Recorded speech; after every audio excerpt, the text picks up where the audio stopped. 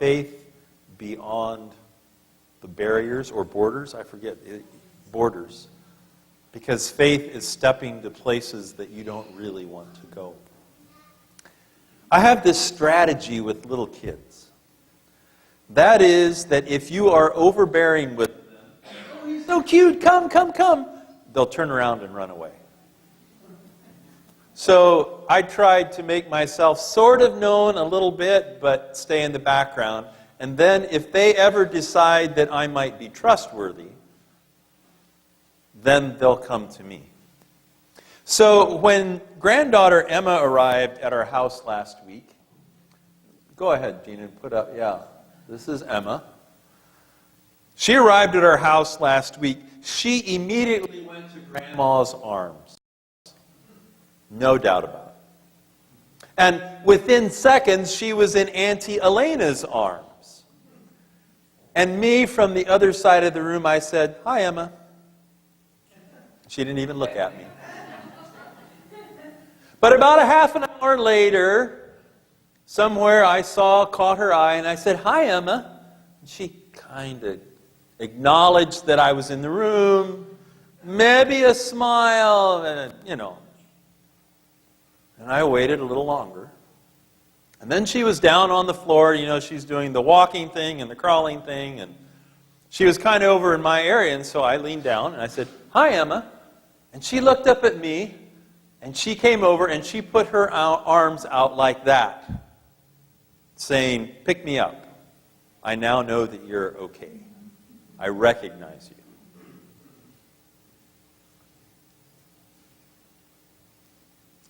Today we examine the faith of a soldier who reached out to Jesus for help. And in this whole biblical account, we need to keep asking ourselves, where is our great faith? Where is our faith? How do we hold it and keep it and live it out? Now, if you've been doing any reading in your Bibles or on your devices, we're now in chapter 7. And if you haven't been, I've kind of gotten tired of putting Luke 6 up out on the sign in front of the church. So I'm glad to be now in Luke chapter 7. When Jesus had finished saying all this to the people, what is all of this? Well, all of this is chapter 6. And if we go back to chapter 6, starting Luke chapter 6, verse 12, Jesus calls his disciples following a time up on the mountain, a time of prayer. He prayed all night. Then Jesus heals the people who came to him. They went out to touch him because power was coming out of him. In verses 20 to 26, Jesus teaches about blessings and woes. Then he jumps into love your enemies, pray for those who ill-treat you, turn the other cheek, be merciful. Verse 37 of chapter 6, do not judge, forgive and you will be forgiven. Take the plank out of your eye so that you can see clearly to speak to your brother. And last Sunday we talked about Jesus building on the firm foundation, that we need to dig deep and build on a good foundation. Oh, and just before that, I told the story about planting a seed and getting a plant that really wasn't beets. Well, Wednesday night, Gail Blosser showed up to take care of our dilemma. She gave us a red beet. It's about this big. So I will now get my Harvard beets. But last week we talked about that Jesus is our foundation. This is all of the teachings that Jesus has been telling to the crowds that we've been reading about in chapter 6. So when Jesus had finished saying all this, refers to all of these teachings, and we can only guess that these are the teachings that Luke heard and remembered and that were reinforced. There were probably many more. But now the question is, what will Jesus do next? to follow up, to reinforce, to show the crowd that has been following about these teachings.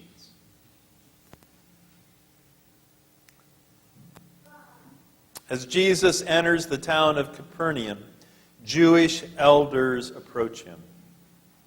They want Jesus to heal a centurion's servant.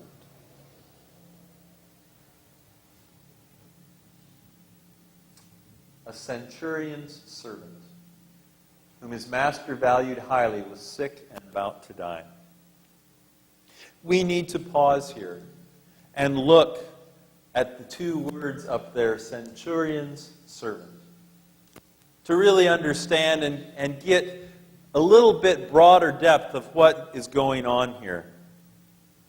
I think we all know this. A centurion is a Roman soldier. To be a centurion, you had to have served as a soldier with high regard for at least 16 years.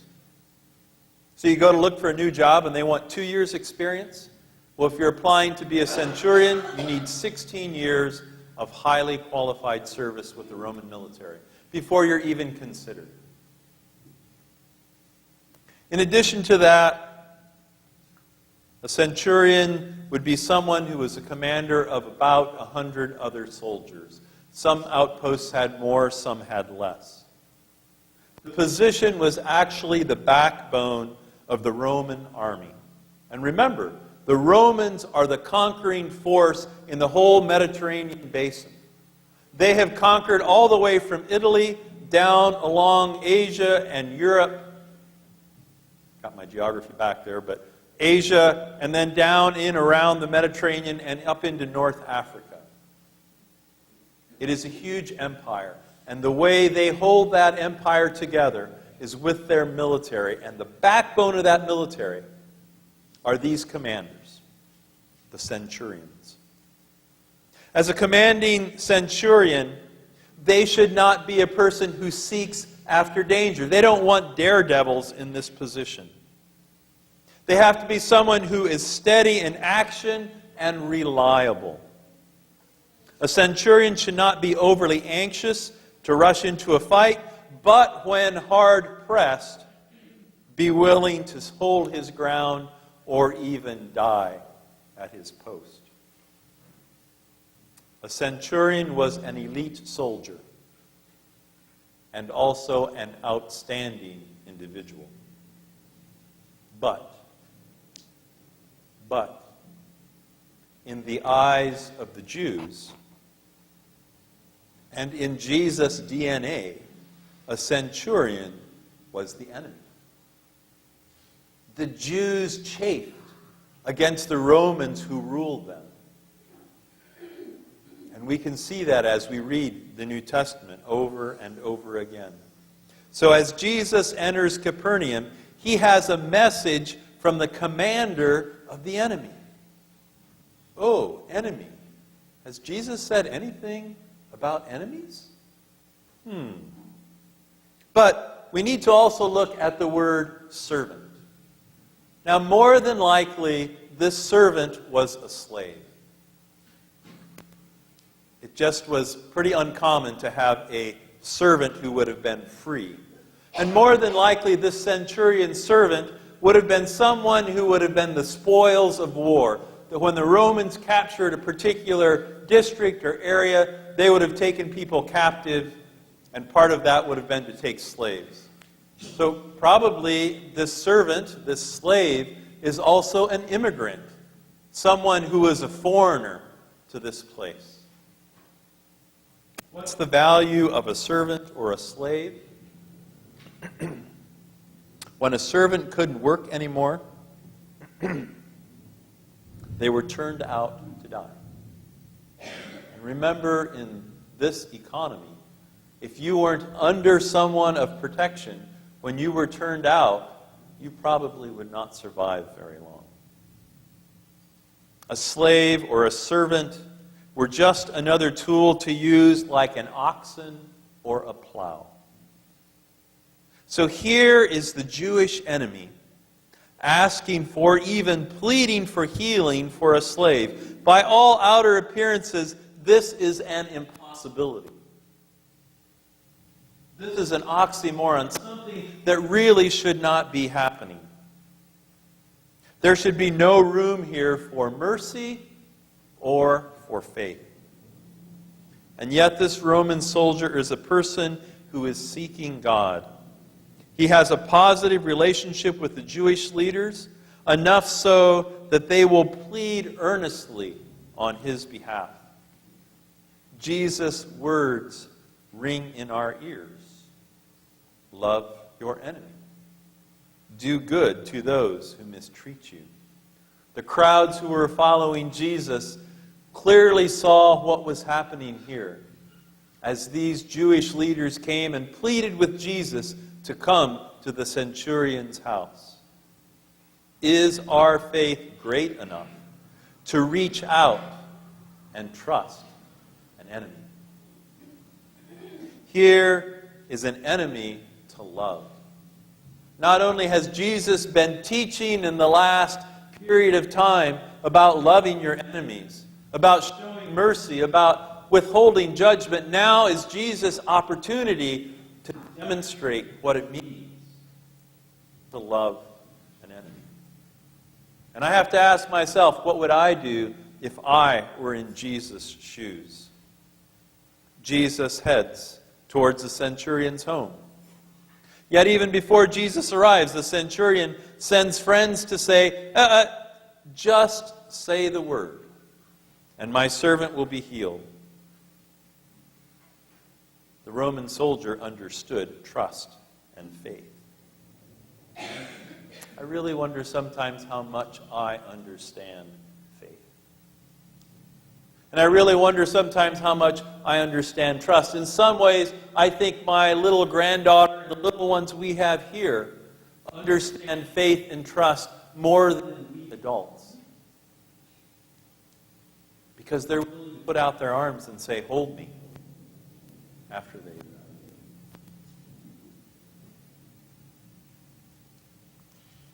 The centurion knew faith by his own experience. His experience of a commander with soldiers and servants under him. He knew good and well that if he told a soldier, go to Jerusalem, they would go to Jerusalem.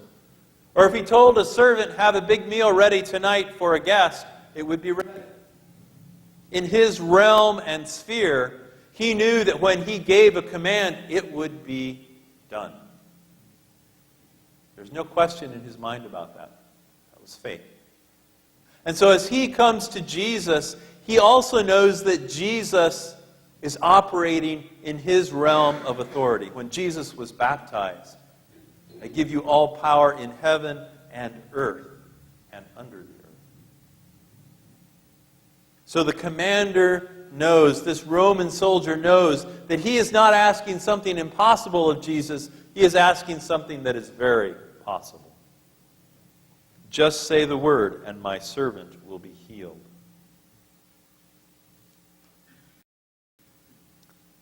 Then the men who had been sent returned to the house and found the servant well. Then the men who had been sent returned to the house and found the servant well. Where's Jesus' touch? On the blind man. Where's the paralytic arm that's stretched out? You know, we don't even know the centurion's name or the servant's name. For me, that all points in the direction of walking by faith and of trusting that God will act and that Jesus will act. Jesus turns to those around him and says, I tell you, I have not found such great faith, even in Israel.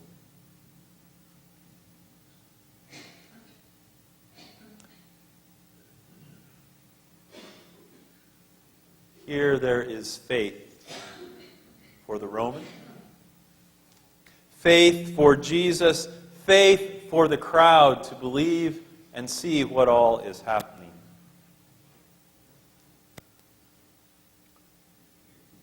Jesus has invited a questioning toddler up into his lap, both for the Roman soldier and for all the crowds that are waiting. There is the element of faith.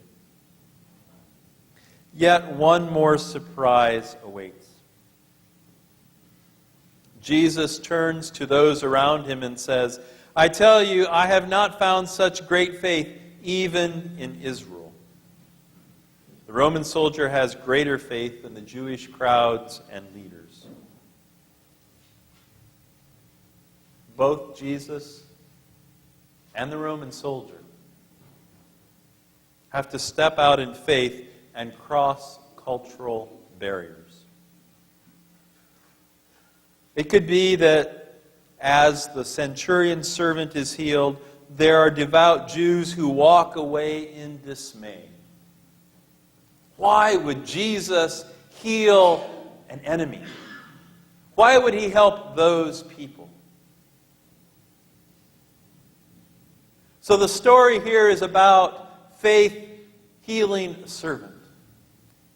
But the story, the account that we have here that Luke is giving us, is also about crossing cultural barriers. When I look at us sitting here, we all kind of look the same. And that's good and that's comfortable. But Jesus is crossing a divide into an area where he would be very uncomfortable. He's Jesus, so maybe he isn't. But I think the crowd was uncomfortable. We face that same uncomfortability today in our society. And my question this morning is, do we have a great enough faith, not only to believe, but to act, that the Holy Spirit can give us power and boldness to cross the cultural divides that are so prevalent? You know, we're really good at picking out the enemies.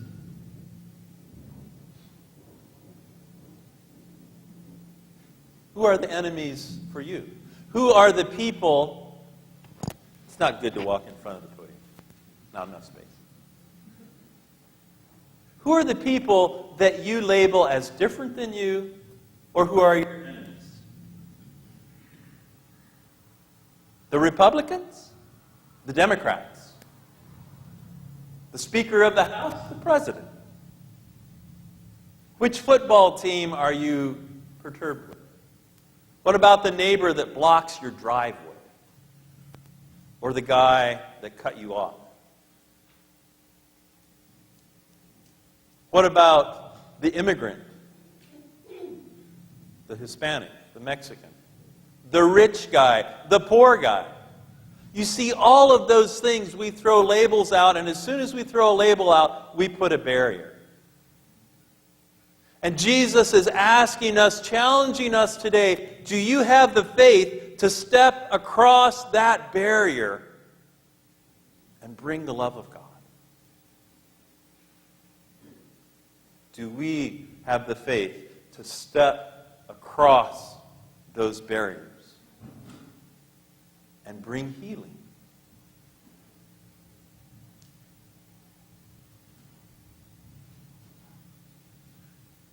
What depth of faith would Jesus find in us today? Can we imagine that our faith in Christ may call us to respond to a Roman centurion with healing love?